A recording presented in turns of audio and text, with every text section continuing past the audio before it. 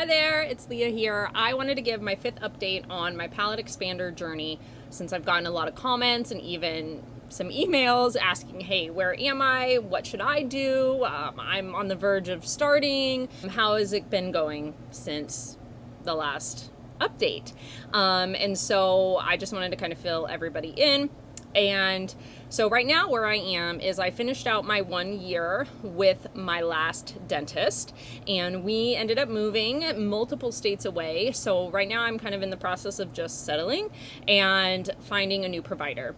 We are literally in the middle of nowhere, so my new provider is going to be at least 2 hours away in the nearest major city. So that's just something that we have to prepare to commit to. And I really did like my palate expander the 1 year that I did have it. I was with Dr. Wright at Four Seasons Dental Spa in Las Vegas. That was another question I got very frequently, is who was I seeing previously? He is like a biological holistic dentist. He really specializes in mercury removal. So that's like kind of his number one thing he's done for decades, and is just now getting into the palate expander business, so to say. So I really did like my time with him. All of my initial symptoms that I went in to get a palate expander for are gone. So that was my number one goal. So obviously straight teeth and proper breathing function is like a side goal or a main goal for a lot of people, but I personally didn't have any breathing issues, and you can listen to my previous videos to kind of know more about all of that. So my original symptoms have been relieved, which was my goal because it was really affecting other sleep and things.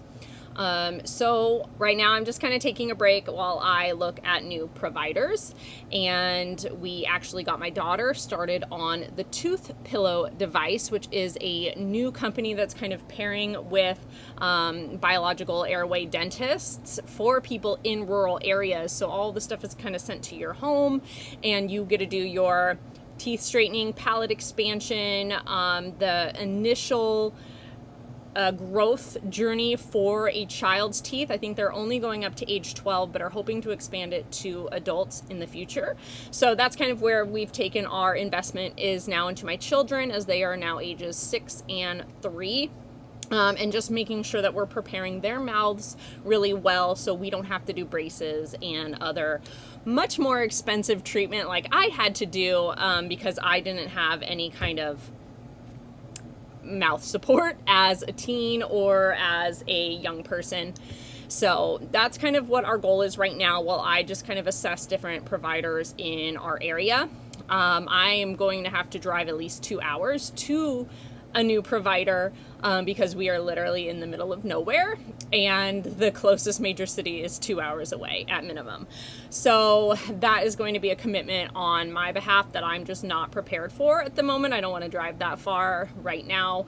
But what I think I'm going to do in the future is not do another palate expander, because I did get several millimeters of space with my 1 year of the palate expansion, which I was really happy with. And so what I think I'm going to do in the future is just do an Invisalign with a dental provider. I had another girlfriend who is a model, so she couldn't really do the palate expander because she didn't want the gaps in her teeth for job purposes. So she ended up doing the Invisalign on herself and ended up getting several millimeters of width added to her smile. So it can be done with Invisalign. I believe what my last doctor says is that you want to eliminate the last 4 trays on Invisalign. The last 4 trays or so are what kind of push the teeth in and back. And that's obviously the opposite of the palate expanders. We want to make more space out and forward. So that's just something that you want to make sure that your dental provider knows about and you ask about when you go to their office, is if you want to use the Invisalign, just for some teeth straightening and for some space creating, is which trays in this series are designed to push the teeth backwards and together, because that's not really fixing the root cause there. So that is a much less expensive way to go about things. And again, since I don't have a major airway issue, I don't feel the need to go spend another 5 figures on more palate expansion if I can get that through an Invisalign or a similar company and still get some space and get the teeth straightening and all the things that I am looking for there. So I am planning to do another video specifically about the tooth pillow and working with children and working with that company specifically. So that is something to look forward to on this channel. But as for now, I'm just kind of taking a break and I am just maintaining the space that was created during that year process. I think it's now been almost another year of just maintaining the space in my mouth. And I'm doing that by just wearing those same devices that I ended my treatment with at nighttime.